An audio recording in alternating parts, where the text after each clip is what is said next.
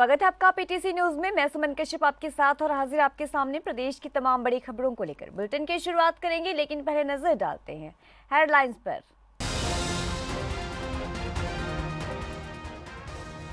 अंबाला में जन आशीर्वाद रैली में पहुंचे मुख्यमंत्री नायब सिंह सैनी, कहा भाजपा ने प्रदेश के विकास में नहीं छोड़ी कोई कसर। हरियाणा में बच चुका है चुनावी बिगुल, अंबाला में भाजपा की जन आशीर्वाद रैली। सीएम नायब सिंह सैनी ने कांग्रेस पर किया कटाक्ष, कहा कांग्रेस के अंदर है अपनी डफली अपना राज। पलवल नगर परिषद क्षेत्र के वार्ड नंबर 3 के लोग गंदगी से परेशान, नालियों का गंदा पानी सड़कों पर रहने से लोग काफी परेशान। बोले इलेक्शन के समय सिर्फ वादे करने आते हैं नेता। किरण चौधरी की पीटीसी न्यूज से खास बातचीत, कहा आने वाले समय में राज्यसभा में हरियाणा के सभी विषय उठाऊंगी। राज्यसभा उपचुनाव में हरियाणा से भाजपा की उम्मीदवार हैं किरण चौधरी। विनेश के गांव और मनु के ननिहाल में होंगे स्पेशल बूथ डिजाइन, खेलों को बढ़ावा देने के लिए स्पेशल बूथ करवाए जाएंगे डिजाइन। दादरी में जिला निर्वाचन अधिकारी राहुल नरवाल ने दी जानकारी।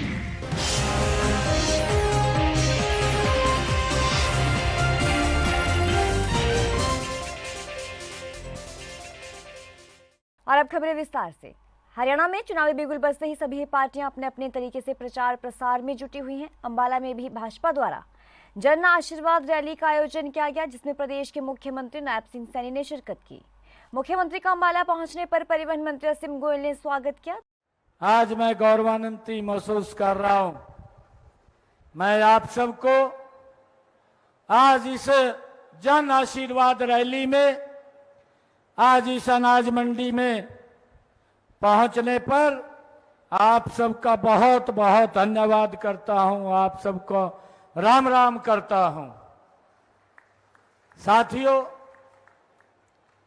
सबसे पहले मैं माता अम्बे के चरणों में प्रणाम करता हूं। साथियों, अंबाला की यह धरती, ये ऐतिहासिक धरती, इस धरती से 1857 की महान क्रांति की शुरुआत इस पवित्र भूमि से हुई। आज एक और लड़ाई की शुरुआत हो चुकी है, और वो है कि 2024 के विधानसभा के आम चुनावों की घोषणा वो हो चुकी है।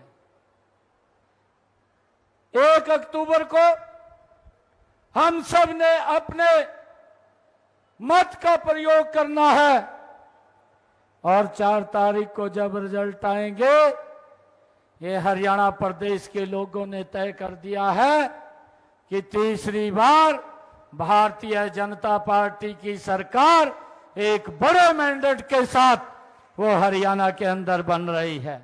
हरियाणा में चुनावी बिगुल बज चुका है और सभी पार्टियां अपने अपने तरीके से प्रचार प्रसार में जुटी हुई हैं।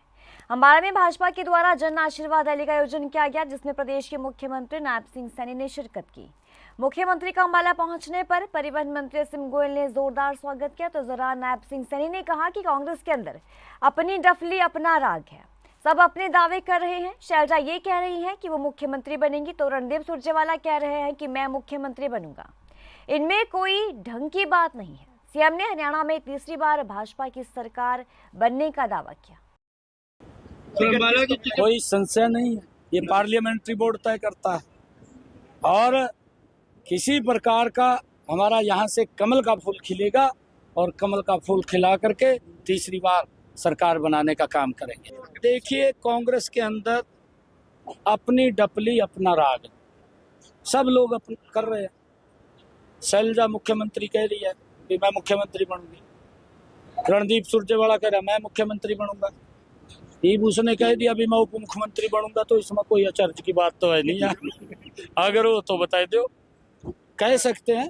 मैंने कहा है कि अपनी डपली अपना राग अपना रहे हैं, और हरियाणा की जनता ने ये तय कर दिया है कि इनकी जो ये इकट्ठे भी नहीं बैठ सकते, और जिस प्रकार की इनकी लड़ाई पीछे रही है, हरियाणा प्रदेश को भुगतना पड़ा है, और हरियाणा में भारतीय जनता पार्टी की सरकार बड़े मैंडेट के साथ तीसरी बार आ रही है। राज्यसभा उपचुनाव में हरियाणा से भाजपा की उम्मीदवार किरण चौधरी ने पीटीसी न्यूज के साथ बातचीत में कहा कि मैं सबसे पहले भाजपा के शीर्ष नेतृत्व और मुख्यमंत्री नायब सिंह सैनी समेत सभी विधायकों का धन्यवाद करती हूं। हमारे परिवार का भाजपा के साथ बहुत पुराना रिश्ता रहा है। आज प्रधानमंत्री मोदी, पूर्व मुख्यमंत्री और वर्तमान केंद्रीय मंत्री मनोहर लाल खट्टर की नीतियों से प्रभावित होकर मैं भाजपा में शामिल हुई हूं और आने वाले समय में भी मैं राज्यसभा में हरियाणा के सभी विषयों को उठाऊंगी। सुनने क्या कुछ कहा। ये तो 27 तारीख को जो है वो होगा, फैसला होगा, लेकिन तय दिल से मैं बीजेपी का शीर्ष नेतृत्व जो है, हमारे माननीय प्रधानमंत्री जी, हमारे माननीय पूर्व मुख्यमंत्री मनोहर लाल खट्टर जी, हमारे एचएम साहब और हमारे अब नायब सैनी साहब जो हमारे मुख्यमंत्री हैं, हमारा जो पूरा प्रदेश का जो नेतृत्व है और जो हमारे प्रभारी हैं केंद्र के सारे एमएलएज और जो जजपा के एमएलएज आज जिन्होंने सब ने आके बड़े विधिवत जो है मान सम्मान के साथ मेरा नामांकन भरा है, तय दिल से मैं शुक्रगुजार हूँ उनकी और प्रभु की कि मुझे ये मौका भाजपा ने दिया है और आने वाले समय में इसको पुरजोर जो है आगे बढ़ाऊं और भाजपा को की नीतियों को निष्ठा ईमानदारी के साथ जो है मैं आगे रखूं। जैसे मैं काम करती हूँ, आप जानते हो, वो मैं करूँगी। 2004 में जो है कहीं ना कहीं चूक गए थे। 2024 20 साल बाद जो है वो अचीवमेंट कह सकते हैं उसको, वो पूरी होती नज़र आ रही है। पहले आप प्रदेश की राजनीति से जुड़ी थी, अब देश की राजनीति से जुड़ने जा रही हैं। कितना फ़र्क मानती हैं और प्रदेश की राजनीति को देश की राजनीति में किस तरह बदलेंगी? ये जो मौका दिया है मुझे गर्व है कि मैं भाजपा से जो है राज्यसभा में जा रही हूँ, क्योंकि भाजपा एक राष्ट्रवादी पार्टी है।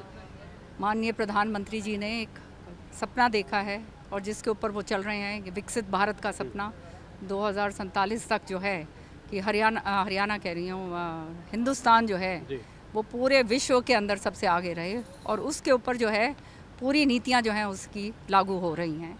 एक फ़ौजी की बेटी होने के नाते देश हित और देश प्रेम जो है वो मेरी रगों के अंदर है और ये मौका जो मुझे बीजेपी ने दिया है और बीजेपी के शीर्ष नेतृत्व ने दिया है, तहे दिल से धन्यवाद करती हूँ।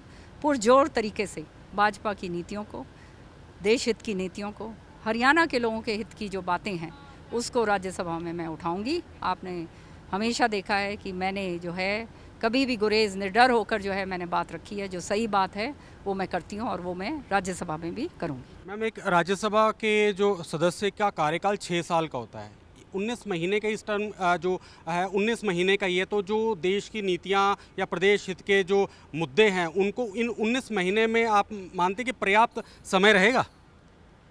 ये तो शुरुआत है अभी। आप क्या सोचते हैं, आगे काम नहीं होने वाला? अब जो है विधानसभा का चुनावों का बिगुल बज चुका है, तो शाम की राजनीति क्या कहेगी? क्या श्रुति उम्मीदवार के तौर पर जो है विधानसभा के मैदान में उतरती हुई नज़र आएंगी और कितना किसको आसान आप मानती हैं मंजिल तक पहुंचाना? भाजपा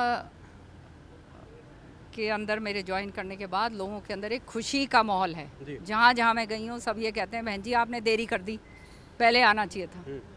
ये बात जो है, मैं जहाँ जहाँ हरियाणा में गई हूँ हमारे लोग सारी जगह चौधरी बंसी लाल जी के लोग फैले हुए हैं। आप जानते हो सुरेंद्र सिंह जी के कार्यकर्ता जो हैं वो अभी भी जो हैं, आपसे तो छुपी हुई बात नहीं है कि सारे टस से मस कोई ऐसे नहीं हुआ, कोई एक आध नेता वेता जो है वो उसकी बात अलग है, कार्यकर्ता वहीं खड़ा है। तो सबके सब के अंदर एक खुशी की लहर है कि अब जो है सही पार्टी में आए हैं, काम करने का मौका मिलेगा। आगे हमेशा जो नियत ईमानदारी के साथ जो काम करता है भाजपा उसको आगे बढ़ाती है और ये केवल एक बाबू बेटा की पार्टी नहीं है। तो पलवल नगर परिषद क्षेत्र के वार्ड नंबर 3 के निवासी पिछले लगभग 30 वर्षों से नरकीय जीवन जीने को मजबूर हैं। यहाँ की कुछ गलियों को छोड़कर तमाम गलियां कच्ची हैं। नालियों का गंदा पानी सड़कों पर रहता है। लोगों का कहना है कि यहाँ इस क्षेत्र में रहने वाले लोगों के लिए सरकार चाहे किसी भी पार्टी की रही और विधायक कोई भी रहा, इस क्षेत्र की सूध किसी ने नहीं ली। नेता लोग इलेक्शन के टाइम पर आते हैं, वादे कर जाते हैं और उसके बाद कोई देखने तक नहीं आता। लोग कैसे मुश्किलों में अपना जीवन गुजार रहे हैं, जरा देखें। ना सरकार तो सही चल रही है जी टाइम पे। अब ये तो देखो अपने कर्म के ऊपर है, हम जैसे कर्म करेंगे वैसे फल पाएंगे। उन्हें सरकार तो सही चल रही है और सरकार बढ़िया काम कर रही है और कोई दिक्कत तो हो ना रही। आपकी इस बस्ती के अंदर, इस कॉलोनी के अंदर क्या कुछ काम हुए हैं पिछले साल 2 साल 3 साल में? सर जी हम तो अगली कॉलोनी में रहे हैं, वहाँ तो कोई पूछताछ ही ना है। वहाँ तो वैसे ज़्यादा लफंडर डोले हैं बस। अच्छा, पुलिस को रोक नहीं करती उन पर? रोक क्या करे जी, वो तो थोड़ी बहुत देर ले जाएंगे पकड़ के, फिर छोड़ देंगे उन्हें वहाँ ले जाके, और कहा करें वो। पुलिस क्या करती है, लेन देन करके छोड़ देती है, क्या है? ये तो जी सर नहीं पता होगी क्या करें क्या ना करें, अब हम क्या उनके पीछे जाएं ना बता। अच्छा, पलवल के विधायक के बारे में क्या कहना है? देखो पलवल के विधायक तो ठीक है यार टाइम, अब जब काम पड़े तो आगे पास पहुंच जाओ, वो अपने करवा दे। तो वो बहुत जल्दी चुनाव होने वाले हैं हरियाणा में, तो चुनाव में कैसी सरकार चाहेंगे? क्या इस विधायक को रिपीट करना चाहेंगे या बदलना चाहेंगे? अब देखो सरकार तो हमारे हाथ में अकेले के मत ना, जैसे सब चलेंगे वो तो सबकी हुआ है, वो तो जैसे अब हमारे ये हैं, अब ये जैसे कह देंगे हम तो वाई के पीछे भेड़ चाल है, तो और जानते हैं। हाँ जी, हाँ जी भैया। मेरा नाम बंटी प्रजापति है और मैं ईश्वर नगर का वासी हूँ। तो सरकार की अगर हम बात करें तो जो 10 साल में 2014 से लेके आज तक जो इनका रुझाव रहा है रेल की पटली पार का, चाहे वो हमारे मंगला जी हों, चाहे हमारे वो चेयरमैन जी हों, या कोई भी कमेटी का अधिकारी हो, तो वो ये लोग जानते ही नहीं है कि रेल की पटली वार भी कोई लोग बसते हैं। मंगला जी की तो आप छोड़ो, उन्होंने 10 साल में जब से बीजेपी सरकार बनी है उन्होंने कभी देखा ही नहीं। हाँ जी, आपका क्या नाम? ये बच्चे हैं जो इनने कह दिया वो सही कह दिया, ये हमारे ही बच्चे हैं। आप अपनी मर्जी से वोट डालते हैं या किसी कहने से? अपनी मर्जी से डालते हैं। अच्छा, सरकार के बारे में आपका क्या कहना है? आप मुझे इतनी नॉलेज नहीं है सरकार के बारे में। हाँ हाँ जी बाबा, क्या नाम है आपका? किसान है मेरा नाम। किशन पाल जी, क्या कहना है इस सरकार का, जो भारतीय जनता पार्टी की प्रदेश की सरकार है? अरे इनके यही कहना है कि अपने जैसे हम वो करो आगे समझ, और हम अपन की वो करे, सुविधा अपन की करे और वो हमारी करे। पिछले 5 या 10 साल में कुछ सुविधा हुई है आप लोगों के ना लिए? हम तो अभी नए आए, बेबा झूठ बोल रहा हूँ, कोई ऐसे 3-4 महीना में। 3-4 महीना, कई साल ना हो गए। हाँ जी, आपकी वोट बन गई है? हाँ जी, बन गई हो। आपका क्या कहना है सरकार के बारे में? सरकार तो सही है, लेकिन यहाँ के जो ये काम काज है वो बिल्कुल नहीं हो रहे हैं। और यहाँ पे जो ये भगत जी कॉलोनी है, यहाँ पे गुंडागर्दी बहुत ज़्यादा है और लोग बाग यहाँ के छोटे छोटे बच्चे गुंडागर्दी करते हैं। कोई भी किसी भी प्रकार का कहीं लूटपाट कर देता, कोई यहाँ पे ना तो कोई जिप्सी घूमती है ना कोई, इन्होंने आतंक मचा रखा है। और आसपास के लोग रोकते नहीं, मना नहीं करते? खूब रोकते हैं, लेकिन क्या करें, कोई उनसे कौन उलझे। इतना बुरा हाल है कि पूछो मत ना। यहाँ के उन्हें पुलिस ले जाती भी है पकड़ कर, और वहाँ से सुबह कोई छोड़ दे और वहाँ से शाम को आ जाते हैं। अपना आप हमारे यहाँ जो विधायक हैं, आपके नुमाइंदे हैं, हाँ जी, उनसे कभी शिकायत की आपने? खूब शिकायत की है, रिटर्न में भी दे रखी है, लेकिन आज तक कोई सुनवाई नहीं है उस चीज़ की। विधायक साहब हैं जो सुनते ही नहीं है किसी की भी, उनका कोई इनसे कोई मतलब नहीं है। इधर की कॉलोनी चाहे कैसी रहे, उनका इधर की तरफ कोई रुझान ही नहीं है। ये रास्तों को देख लो, कोई किसी भी प्रकार की कोई सुविधा की नहीं है। ये बनवाए रखे हैं सीवरेज सारे ब्लॉकेज हैं। अच्छा, नए सिरे से चुनाव होने वाले हैं, कुछ लोग आप लोगों के बीच में आ भी रहे होंगे। कौन कौन लोग आ रहे हैं, कैसा नेता चाहिए आपको? हमको नेता ये तो हम सबके साथ ही है। हम जहाँ देंगे वोट तो हम अपने मन में ही रख रहे हैं, जहाँ देंगे, लेकिन जो हमको बदलाव चाहिए, कुल मिला के ये है।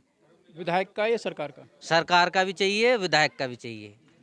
और लोग हैं, इनसे जानते हैं। हाँ भैया, आपका क्या नाम है? मेरा नाम जी जयप्रकाश हाँ है। जयप्रकाश जी, आपका क्या कहना है सरकार के बारे में? मेरे सरकार के बारे में ये जी अपने बढ़िया बढ़िया काम करवाए, अपने सुख शांति रहे, अपने लोग बाग बढ़िया रहे, और क्या है जी। इस सरकार ने क्या काम करवाए हैं आपके लिए खासकर? इस सरकार ने जी अभी तो कुछ नहीं करवाया। कुछ नहीं कराया? नहीं कराया जी, विधायक दीपक मंगला ने अभी कुछ नहीं कराया जी। बताओ क्या करवाए यहाँ पे, कि तो कोई गली सगरी गली ऐसी पड़ी है जी, बताओ। आप कितने दिन से रह रहे हैं यहाँ पे? हमें जी कोई हमें 18-20 साल हो गए। 20 साल हो गए। हाँ जी। एक महिला यहाँ खड़ी हुई है, उनसे जानेंगे उनके विचार। हाँ जी बहन जी, क्या नाम है आपका? रामा जी मेरा नाम। रामा जी, आपका क्या कहना है इस सरकार के बारे में?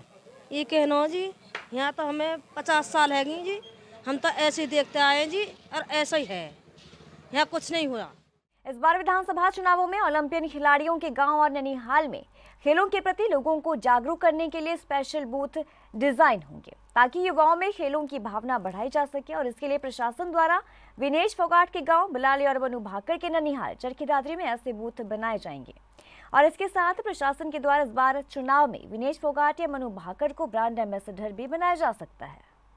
जिला प्रशासन पूरी तरह कटिबद्ध है अच्छे से इलेक्शन कराने के लिए और इस लोकतंत्र के पर्व को अच्छे से मनाने के लिए। हमारी तैयारियां चल रही है, जैसे कि FLC हमारी EVMs की हो चुकी हैं, हमारे नोडल ऑफिसर्स लग चुके हैं और जैसे ही हमारा नॉमिनेशन प्रोसेस स्टार्ट होएगा तो हमारे SDMs रेडी हैं नॉमिनेशन को लेने के लिए। करनाल में सुप्रीम कोर्ट के आदेश के बाद 2 EVM मशीनों को चेकिंग की गई है। जी हां, करनाल की ITI में कांग्रेस के प्रत्याशी दिव्यांशु बुद्धिराजा के द्वारा लगाई गई सुप्रीम कोर्ट में पिटीशन को लेकर चेकिंग की गई है। दरअसल दिव्यांशु बुद्धिराजा ने सुप्रीम कोर्ट में अपील की थी कि लोकसभा चुनावों में EVM मशीनों के साथ छेड़छाड़ की गई है और जिसको लेकर उन्होंने 4 EVM मशीनों के बारे में बताया था। कोर्ट ने आदेश देते हुए इलेक्शन कमीशन को कहा कि आपको कैंडिडेट को संतुष्ट करना चाहिए, लेकिन खाना पूर्ति के तौर पे आज जो है इलेक्शन कमीशन ऑफ इंडिया के द्वारा अंदर जो है कार्रवाई की गई। मैंने 3 रिटर्न रिक्वेस्ट दी थी क्योंकि ये टेक्निकल काम है और मैं खुद इंजीनियर हूँ और मैं इलेक्ट्रॉनिक्स एंड कम्युनिकेशन का इंजीनियर हूँ। इन चिप्स के साथ कैसे छेड़छाड़ होती है, प्रोग्रामिंग में कैसे छेड़छाड़ होती है, मैं बखूबी समझता हूँ। लोगों के सामने एक मन में डाउट नहीं रहना चाहिए कि जिस प्रोसेस के ऊपर हम विश्वास करते हैं, जिस EVM के ऊपर हम विश्वास करते हैं, लोगों के मन में डाउट नहीं रहना चाहिए। इसलिए मैंने ये रिक्वेस्ट लगाई थी और आज बड़ा ही दुखी मन से बात कह रहा हूँ कि 3 चीज़ें जब मैंने इनके सामने रखी तो इनके हाथ पांव फूल गए। क्या क्या 3 चीज़ें? पहली चीज़ मैंने इनके सामने रखी, बड़ी सिंपल सी बात है।